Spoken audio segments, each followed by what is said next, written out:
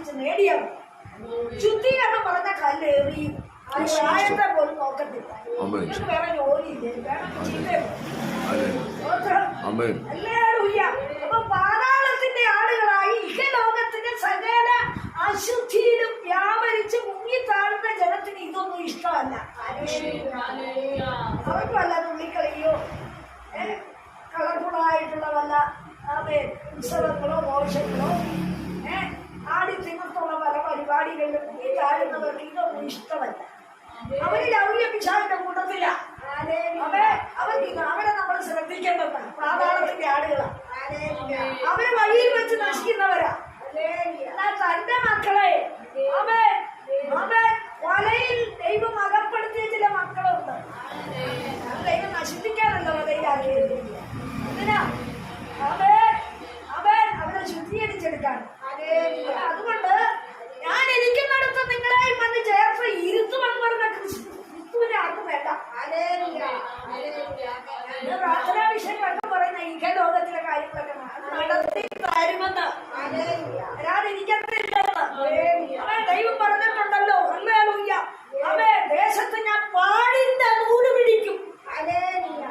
യോജന പുസ്തകത്തിൽ എഴുതിയിട്ടുണ്ട്. 35-ാം അധ്യായം 34-ാം അധ്യായത്തിൽ പാടിന്റെ നൂലും നാശത്തിന്റെ അരിപ്പയും കൊണ്ട് ഞാൻ ചിലരെ അരിക്കുമെന്ന്. ചിലടത്ത് വാഴും. ഇന്നലെ ഒരു കൊച്ചു റാന്നിന്ന് വിളിച്ചു പറയാ, ഞാൻ ഇപ്പൊ ആത്മഹത്യ ചെയ്യാൻ പോയില്ല, ജീവിക്കാൻ മാർഗമില്ല, എല്ലാവരും ഞാൻ ഒഴിയപ്പെട്ടു, എനിക്ക് വാടക കിടന്നില്ല, ഒരു കുഞ്ഞുണ്ട്, ഇവിടെ അടുത്ത് വീട്ടുകാർക്ക് പോലും പോകാൻ പറ്റുന്നില്ല, അത് ഞാൻ ഇപ്പൊ ആയിരിക്കും, എനിക്ക് നിലനിൽക്കാൻ 10 വയസ്സായില്ല, ഒന്നിനും പോകാൻ പറ്റുന്നില്ല, വാടകയ്ക്ക് കിടക്കുന്നിടത്ത് ഇറങ്ങി കൊടുക്കണമെന്ന് പറഞ്ഞ കുറച്ച് നാളായി എന്റെ പുറകെ നടക്കും, എനിക്കൊരു വീടില്ല, കുഴിയില്ല, ഞാൻ എന്ത് ചെയ്യണം? ആരംഭത്തിൽ നീ ഓർത്തില്ലേ ക്രിസ്തുവിനെ മുറുകെ പിടിക്കാൻ? പിന്നെ വട്ടം ചുളഞ്ഞ് നടക്കാതെ ചുറ്റി വളഞ്ഞപ്പോഴാണ് നീ ഓർക്കുന്നത്. എന്തിനാ ഈ അറ്റത്തെ ദൈവം കൊണ്ടുവന്നത്? ദൈവത്തെ പൂർണ്ണമായി നീ അറിയാൻ. കാരാഗ്രഹം മുഴുവൻ അടച്ചപ്പോൾ ശിഷ്യന്മാരെ എതിരെവിടെ ഏത് വഴി കൂടെ രക്ഷപ്പെടാമെന്ന് അവര് നോക്കിയില്ല. അവർക്കൊരു ഉറപ്പ് പ്രാപിച്ചത് ഇതിന്റെ നടുവിൽ ദൂതൻ ഇറങ്ങുമെന്ന്. ദൈവത്തിന്റെ നാമത്തിൽ അവർ ഉറപ്പുണ്ട്. ഇതിന്റെ നടുവിൽ യേശുവിന്റെ നാമത്തിൽ, യേശുവിന്റെ നാമത്തിൽ, യേശുവിന്റെ നാമത്തിൽ ദൈവവചനത്തെ ആശ്രയിച്ചു.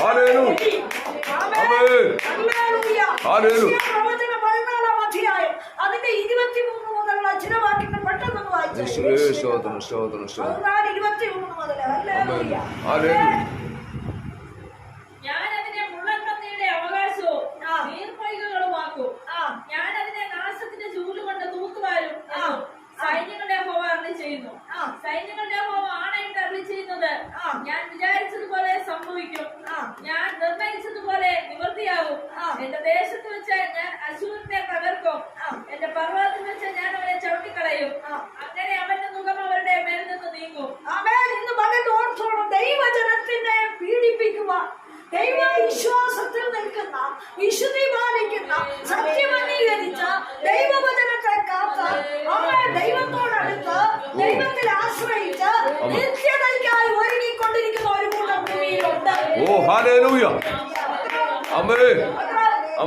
ചിലർക്ക് അതൊന്നും വേണ്ട. ചിലർക്ക് ഇവിടെ ചില കാര്യങ്ങളൊക്കെ നടന്നു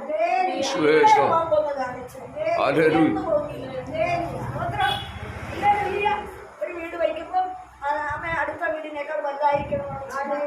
എന്റെ കുട്ടി പഠിക്കുമ്പോ അടുത്ത വീട്ടിലെ കുട്ടിയേക്കാൾ ഉയർത്തുപോകണമെന്നുള്ള ചിന്ത, അടുത്ത വീട്ടിലെ ഒരു ബന്ധം കിട്ടുമ്പോ അതിലും വലിയ ബന്ധം വേണമെന്നുള്ള ചിന്ത, അവരുടെ വാഹനത്തെക്കാൾ വലിയ വാഹനം വേണമെന്നുള്ള ചിന്ത, അവരുടെ ഏക്കറേജിനേക്കാൾ കൂടുതൽ ഏക്കർ വേണമെന്നുള്ള, അവരുടെ കുഞ്ഞുങ്ങളെക്കാൾ യോഗ്യതയുള്ള കുഞ്ഞുങ്ങളാണ്. ഇടപാടുകളെല്ലാം വലിപ്പമാകുന്നു.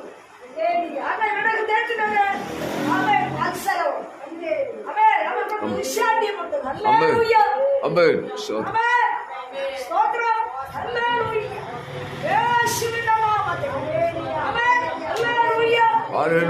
ദൈവം പറയുക, ഞാൻ നാശത്തിന്റെ ചൂലെടുക്കുമെന്ന്. അതുകൊണ്ടാ ചിലർക്ക് എത്ര കിട്ടിയാലും വേണ്ടി ആർക്കും കൊടുക്കുന്നുണ്ട്.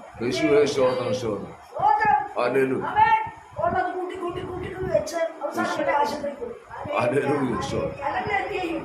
കൊണ്ട് ഹല്ലേലൂയ ലോക്കറിൽ കൊണ്ട് സൂക്ഷിക്കും. വിശ്വേഷം എന്തിനാണെന്നറിയാമോ? ഹല്ലേലൂയ നടക്കുമ്പോഴത്തേക്ക് നമ്മെ രോഗം വന്നാൽ ചികിത്സിക്കണ്ടേ? ഇത് മുഴുവൻ വെച്ച് തീർന്നാലും ചികിത്സ മാറും. യേശുവേഷം ആമേൻ എത്ര വലിയ കഷ്ടങ്ങൾ നമ്മൾ ചുറ്റുപാടും ഹല്ലേലൂയ ഭക്തന്മാരുടെ പരാജയങ്ങൾ എത്രയോ നമ്മൾ കാണുന്നു. ആമേൻ ആമേൻ. അവർക്ക് എത്ര വിദ്യാലയം തികയുന്നു. യേശുവേ അവരെ കിട്ടുന്ന അവർക്കും അവരുടെ കുഞ്ഞുങ്ങൾക്കും മാത്രം. ഞങ്ങളും ഞങ്ങളുടെ കുടുംബവും ഞങ്ങളുടെ ജീവിതവും ശരിയാകും. ദൈവം ഒരു ചൂലെടുക്കും. ദൈവം ഒരു ചൂലെടുക്കും. ഹല്ലേലൂയ. ഇവിടെ പറയാ അശ്ശൂരിന്റെ പർവ്വതത്തിൽ ഞാൻ അവനെ തകർക്കും. ഇസ്രായേൽ ജനത്തോടുള്ള ദൂതാണ്. ആമേൻ ദൈവം ചില നിർണയങ്ങൾ നടത്തി ചിലരെ തകർക്കും. ഞാനൊരു നിർണയം ഓർക്കുന്നുണ്ട്. എന്ത്? ഞാൻ സൈന്യങ്ങളുടെ യഹോവ ആമേൻ എന്നാൽ ഞാൻ ആമേൻ ഒരു ശപഥം ചെയ്തിട്ടുണ്ട്. എന്താണ് 24-ാം വാക്യം? സൈന്യങ്ങളുടെ യഹോവ ആണയിട്ട് അരുളിച്ചെയ്യുന്നത്. ആമേൻ. ദൈവം ആണയിട്ടാൽ ഒരു മനുഷ്യരും ആ ആണയിൽ നിന്ന് അവരെ മാറ്റാൻ പറ്റത്തില്ല. ഹല്ലേലൂയ ആമേൻ. സ്തോത്രം. ഹല്ലേലൂയ. യേശുവിന്റെ നാമത്തിൽ. യേശുവിന്റെ നാമത്തിൽ. ആണേറ്റ യഹോവ ആണയിട്ട് അരുളിച്ചെയ്യുന്നത് ആ ഞാൻ വിചാരിച്ചതുപോലെ സംഭവിക്കും. ആമേൻ. ദൈവം വന്ന് നിന്നെ കുറിച്ച്, എന്നെ കുറിച്ച്, സഭയെ കുറിച്ച്, ദേശത്തെ കുറിച്ച്, സമൂഹത്തെ കുറിച്ച്, സമുദായത്തെ കുറിച്ച്, മക്കളെ കുറിച്ച്, ആമേൻ തൊഴിൽ സംബന്ധമായിട്ട് ദൈവം ഒന്ന് വിചാരിച്ചാൽ അവൻ ഒരു മനുഷ്യർക്ക് ഒരു മാറ്റിക്കും. എത്ര സടകുടഞ്ഞ് എഴുന്നേറ്റ് ആമേൻ ആമേൻ നിന്റെ ബുദ്ധി കൊണ്ട് എത്രത്തോളം തടഞ്ഞാലും അതിന് ജയിക്കാനും പറ്റില്ല. കർത്താവ് പറയുക ഞാൻ ആണയിട്ട് പോയി. ആരാ? ആമേ മറ്റൊരുവനെ കൊണ്ട് ആണയിടാൻ ദൈവത്തിനില്ലാത്തത് കൊണ്ട് തന്നെ തന്നെ കൊണ്ട് ആണയിട്ടൊന്നും മടങ്ങി വരാതെ ഇവനെ ശരിയാക്കത്തില്ല.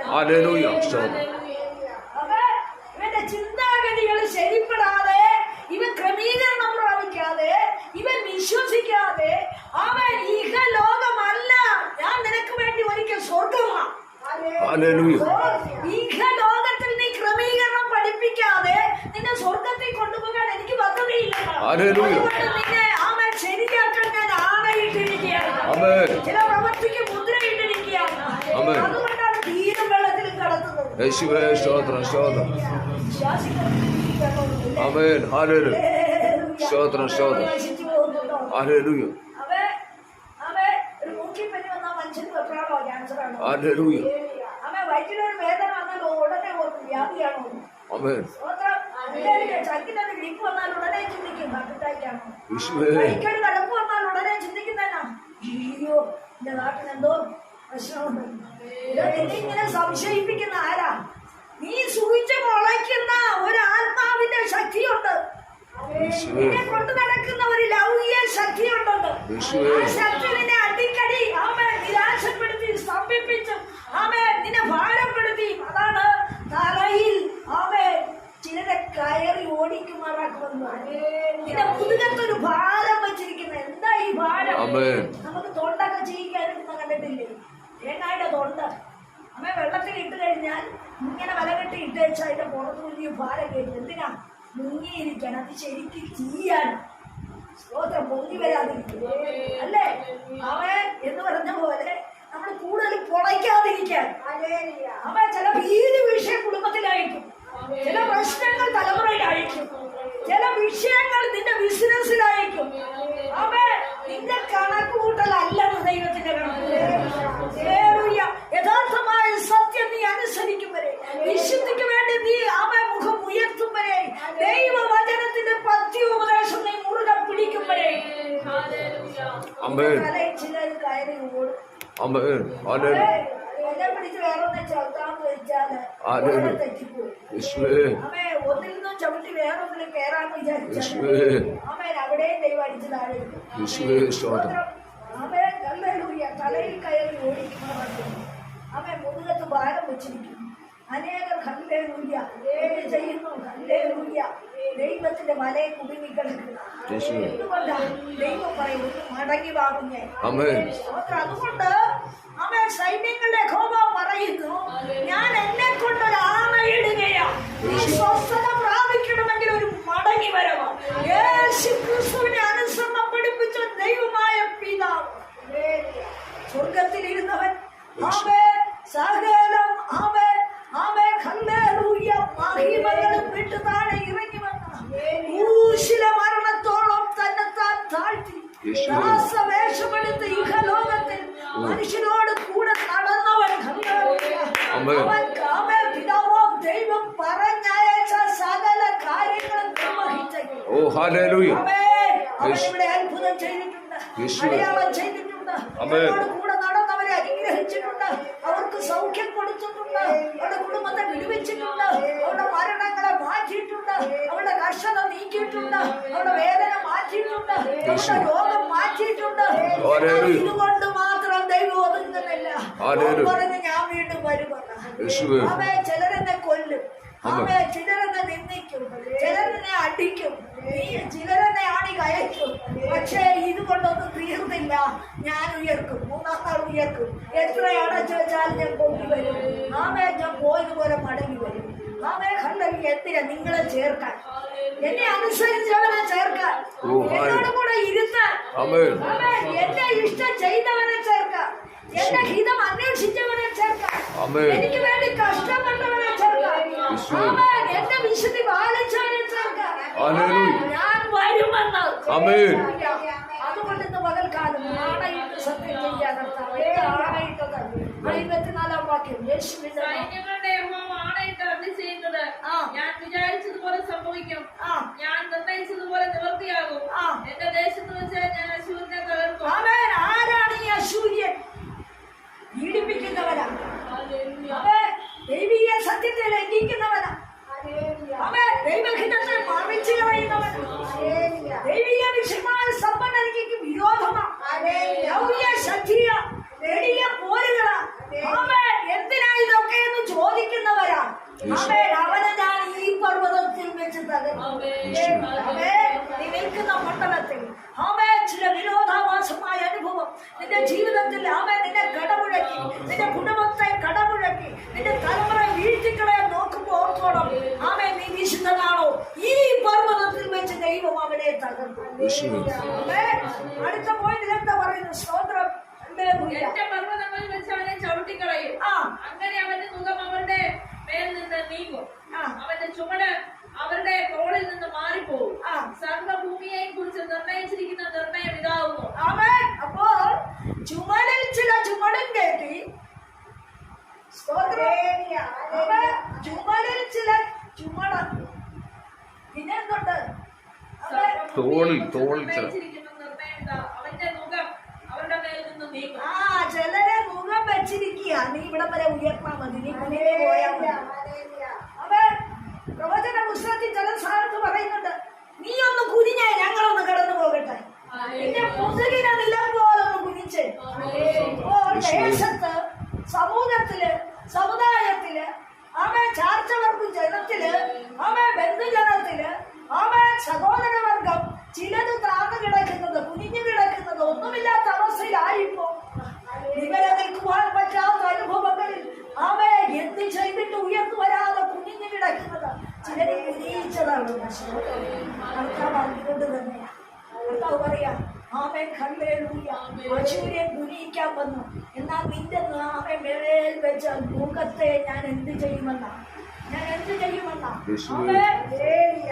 അവരുടെ മേൽ നിന്ന് നീക്കും, അവന്റെ മേൽ നിന്ന് ഞാൻ നീക്കും. ദൈവം നീക്കാതെ, ദൈവം നിന്നെ സ്വതന്ത്രമാക്കാതെ, ദൈവം നിന്റെ കൂട് മാറ്റാതെ, നീ സ്വയമായിട്ട് എങ്ങനെ ചാടിയാലും ഇന്ന് പകലിൽ ദൈവാശ്രയമുള്ളവരായി മാറട്ടെ, ദൈവഹിതം അന്വേഷിക്കുന്നവരായി മാറട്ടെ.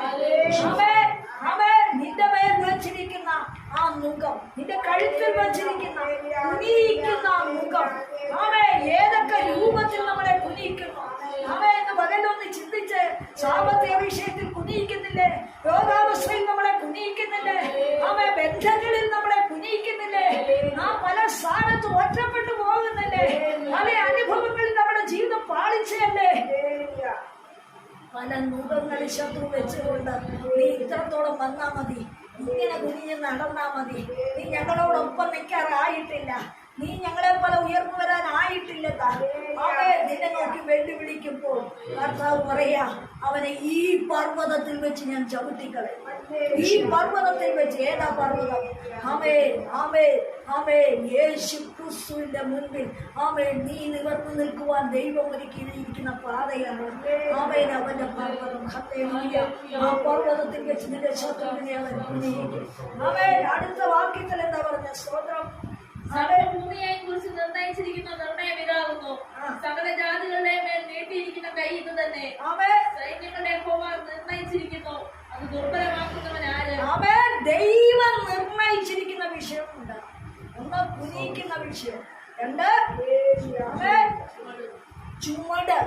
നിന്നെ കൊണ്ട് വല്ലാതെ കഷ്ടപ്പെടുത്തി ഭാരപ്പെടുത്തി, അത് ബന്ധക്കാരായാലും സ്തോത്രം സ്വന്തക്കാരായാലും നിൽക്കുന്ന നിലനിൽപ്പിന്റെ അവസ്ഥയെ താളടിയാക്കി നിന്നെ കൊണ്ട് അധ്വാനിപ്പിച്ച് കഷ്ടപ്പെടുത്തി നിന്നെ ഒന്നുമില്ലാത്ത അവസ്ഥയിൽ ശൂന്യാവസ്ഥയിൽ തട്ടിക്കളിക്കുന്ന ചിലരുടെ മേൽ ദൈവമേ ചിലരെ ചവിട്ടി കളയാൻ അവൻ ഒന്ന് ചെയ്താൽ മതി. നിന്റെ വിശ്വാസം ഉറപ്പുള്ളതായിരിക്കട്ടെ, യേശുവിനുള്ള ആശ്രയം ഉറപ്പുള്ളതായിരിക്കട്ടെ.